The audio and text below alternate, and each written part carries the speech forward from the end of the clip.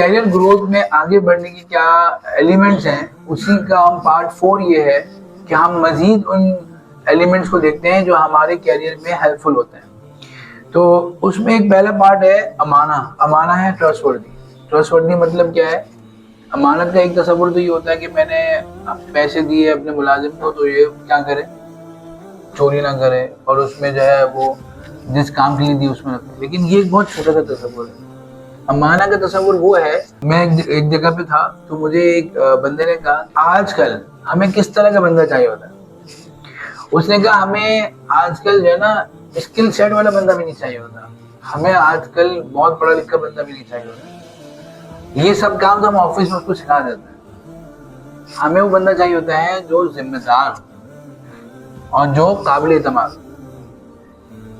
ठीक है, यानी आज वो दौर है ना कि आप किसी से कोई बात बोले ना, तो अभी आप ऑफिस से निकल के नहीं गए होंगे, वो बात सोशल मीडिया पे जा चुकी होगी। आप किसी से कोई बात बोले और बोले उसको क्या ये बात कहीं नहीं बताना, आप अभी अपनी सीट पे जाके नहीं बैठेंगे, वो बात दूसरों तक पहुंच चुकी। ठीक है, तो अब क्या है कि अब इस पे सेठ डरता है कि यार मैं इस पे ट्रस्ट करूं कि नहीं करूं, मैं उसको इस लेवल तक आऊं कि नहीं आऊं।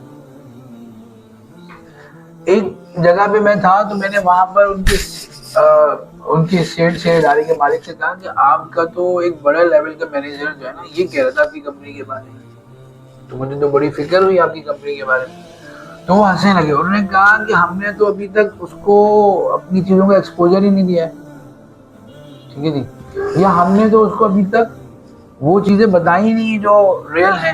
ठीक है, क्योंकि अभी तो हम देख रहे हैं कि उसमें हमें ट्रस्ट करना है कि नहीं करना। ठीक है, तो अब ये भी बात है कि आपकी जो कैरियर ग्रोथ है ना, वो आपकी स्किल सेट या आपकी एजुकेशन से सिर्फ नहीं रही है। अब सॉफ्ट स्किल बहुत मैटर करती है कि लोग आपको ट्रस्टवर्दी कितना समझते हैं। घरों में भी सबसे इंपॉर्टेंट यही होता है, रिश्ता मियाँ बीवी से कब चलता है, जब ट्रस्ट जिस दिन खत्म हो गया तो वो रिश्ता भी खत्म ही हो गया। और इसी तरह ऑफिस में जिस दिन आपका रिश्ता ट्रस्ट खत्म हो गया, यू आर गॉन।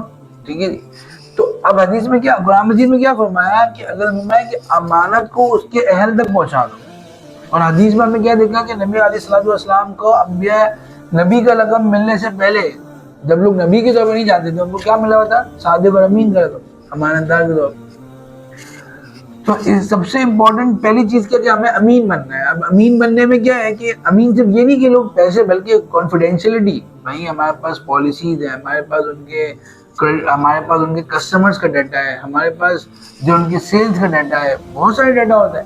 अब उसको पता होना चाहिए कि यार ये बंदा मुझसे नाराज हो सकता है, मैं इसको टर्मिनेट भी कर दूंगा ना तो ये प्रोफेशनली चला जाएगा और मुझसे नाराज भी होगा, लेकिन मेरा डाटा लीक नहीं करेगा। ये किरदार वाला बंदा है।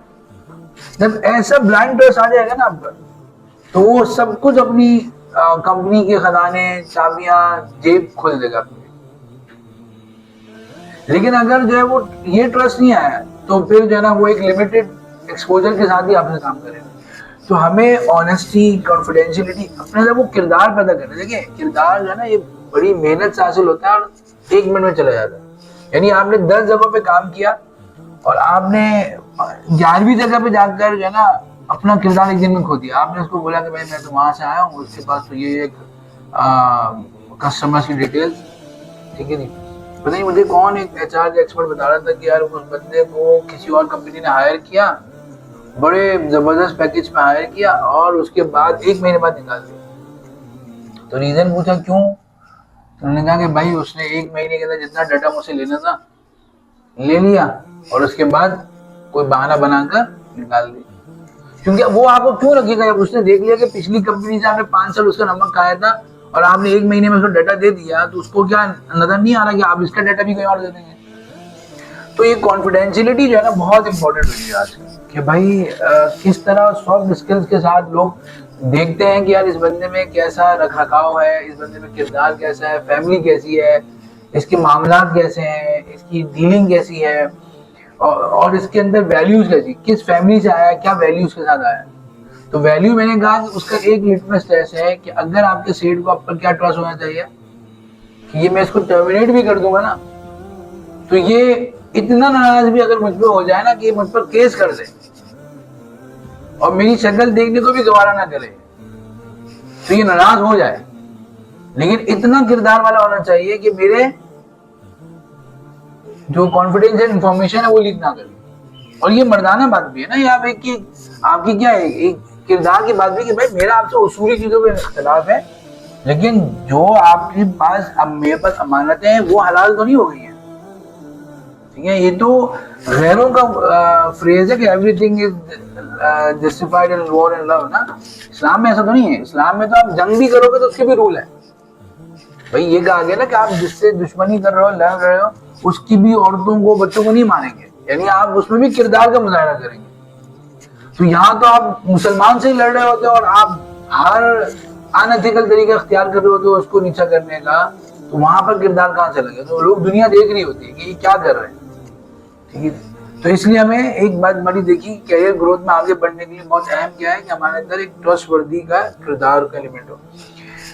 तीसरा पॉइंट है तवक्कुल विद प्लानिंग, जिसमें हमने बात कर रहे हैं कि हमें अल्लाह पे भरोसा भी करना है और प्लानिंग। ये बड़ा एक वो है कैरियर के अंदर, इसमें दो तरह के एक्सट्रीम मिलते हैं। जैसे हमने फर्स्ट पार्ट में बात की थी, बाद लोग क्या कहते हैं कि यार क्या प्लानिंग करनी, बस अल्लाह ताला चला रहे हैं, आज तक अल्लाह ने बात बना के रखी हुई थी, अल्लाह ही खिला रहे हैं, कभी भूखे नहीं सोए, तो क्या प्लानिंग करनी, क्या आगे बढ़ना, इतनी उम्र तक भी अल्लाह ने पहुंचा दिया, आगे भी अल्लाह पहुंचा देंगे। तो वो कोई ना आगे स्किल सेट सीखते हैं, ना अपने आपको इनहांस करते हैं, ना नेटवर्किंग करते हैं, बस वो और कुछ लोग जो है बहुत प्लानिंग में लगे हुए हैं कि बस ये कर लूँ, वो कर लूँ, इधर से नेटवर्किंग हो जाए, ये लिंक्डइन पे इतने लोग हायर हो जाएंगे, अब वो प्लानिंग में लगे। हालांकि अप्रोच क्या है? दरमियानी। कि भाई हदीस में क्या फरमाया कि अपने ऊंट को पहले बांधो और फिर अल्लाह भरोसा करो। तो बांधने का मतलब क्या है कि जो जिम्मेदारी है वो करो और फिर अल्लाह पे भरोसा करना, क्या नतीजा अल्लाह के हाथ में। तो हमने क्या उसके लिए जो आगे बढ़ना था, मिसाल के तौर पर अभी कल मुझे एक बिजनेसमैन मिला, उसने कहा यार मेरा बिजनेस जो है ना, मेरा बिजनेस का जो साइज है ना वो बहुत श्रिंक होता जा रहा है, बल्कि पूरी हमारी बिजनेस की इंडस्ट्री जो है वो पीछे की तरफ जा रही है। तो मैंने उसको बोला, चलते चलते बात की, मैंने उसको बोला कि देखें, अगर आप टाइपराइटर बेचते थे तो आज आप क्या बेचेंगे? बताएं, आप कंप्यूटर बेचेंगे। अगर आप आज भी टाइपराइटर बेचने के चक्कर में होंगे तो जितने भी अच्छा टाइपराइटर बना ले बिकेगा, तो आपको उसके लिहाज से अपने आप को मूव करना चाहिए था ना। तो मैंने कहा भाई आपकी इंडस्ट्री उसकी की इंडस्ट्री है, मैंने कहा वो इंडस्ट्री इस तरह चेंज हो रही है, अब उसका कस्टमर ये चाह रहा है और आप कह रहे हो नहीं मेरा वो कस्टमर मेरे तरीके से आगे चीज हासिल करे, तो नहीं, अब नहीं हो। आपको कस्टमर के लिहाज से अपने आप को क्या करना होगा? मूव ऑन करना पड़ेगा। नहीं करेंगे तो गॉन, कोई नहीं पूछेगा आपसे 1-2 साल बाद। अभी तो कम हुए हैं, फिर कस्टमर चले ही जाएंगे। तो अब क्या हुआ कि ये हमें ये प्लानिंग है और भरोसा क्या है कि भाई अगर मैं कर लूंगा तो इंशाल्लाह अल्लाह ताला मुझे देंगे, कस्टमर भी देंगे, सब चीजें देंगे, जॉब, दोनों चीजें करनी है। तो अब ये क्या करना है कि आपने प्लानिंग में तरीका होता है ना, प्लानिंग थोड़ी होता है खाली कागज है, प्लानिंग के सॉफ्टवेयर आते हैं, प्लानिंग के जो है ना वो चार्ट होते हैं, प्लानिंग आप कैसे, अब मिसाल के तौर पर एक एम्बिशियस प्लानिंग है कि भाई जो है ना वो भाई मेरी सेल्स 300 गुना बढ़ जाएगी। कैसे बढ़ जाएगी 300? या आपने ये प्लानिंग की, बहुत से लोग जो गिरते हैं ना, आज आप सोशल मीडिया पे देखें ना तो लोग क्या कहते हैं, पहले साल में ही जो है ना मेरी इतनी मिलियन सेल हो गई। अच्छा 3 साल बाद ना वही लोग आपको खुदकुशी करते नजर आएंगे। क्यों? वो समझ रहे होते हैं कि जो पहले साल ग्रोथ हुई है ना, भाई पहले साल तो एक आइडिया नया था, वो चल गया, अब आपने समझा ये कि वो आइडिया आगे भी चलता रहेगा। हालांकि हर आइडिया की एक उम्र होती है, अगर आप उसको रिफ्रेश नहीं करो तो क्या होगा? बहुत से लोग फौरन वायरल होते हैं और वो समझते हैं वायरल ही रहेंगे, हालांकि 2-4 महीने बाद वो वायरल नजर भी नहीं आता आपको। तो उसकी वजह होती है कि वो दोबारा कोई काम ऐसा किया ही नहीं तो वायरल हो, ठीक है। तो प्लानिंग का मतलब ये है कि 1-2 छक्के तो आपके लग गए, लेकिन आप उसको सस्टेन करने के लिए क्या कर रहे हैं? तो आपने चलो अच्छी जगह पे लग गए, आपने दोस्तों को ट्रीट भी दे दी कि यार बहुत अच्छी जॉब लग गई मेरी, लेकिन आगे वो जॉब आगे बढ़ती रहे उसके लिए क्या किया? कुछ भी नहीं, बस लग गया। तो प्लानिंग उसके लिए भी की यार कैसे मैं सस्टेनेबल रहूं। एक बहुत अहम एम्प्लॉय किसी कंपनी का कुछ महीनों बाद गैर अहम बन सकता है कि नहीं बन सकता? तो ये किसने गारंटी दे दी कि आप आज अहम है तो कल भी अहम होंगे और आप अहम बन के बैठे हैं? प्लानिंग ये है कि आप किस वजह से आज अहम है वही चीज आपने सस्टेन भी रखनी है, ठीक है? तो मैं हम तो देखते हैं दिन रात क्लाइंट्स के पास कि जो उनका सबसे टॉप टियर का एम्प्लॉय होता है बाद वक्त वही जो है ना सबसे ज्यादा यूजलेस हो जाता है कुछ महीनों बाद, ठीक है? तो अब क्या है कि प्लानिंग भी अपनी कैरियर करनी कैसे आपकी वैल्यू एडिशन बाकी रहे, यानी सिर्फ प्रोडक्ट्स में वैल्यू एडिशन नहीं होती, इंसान में भी वैल्यू एडिशन होती है। और वो प्लानिंग करने के बाद अल्लाह पे भरोसा भी करना है, दुआ भी करनी है, आमाल भी करने हैं कि अल्लाह ताला उसको नतीजा भी रखे। तो ऊंट को बांधना भी और भरोसा भी करना, तवक्कुल भी करना है।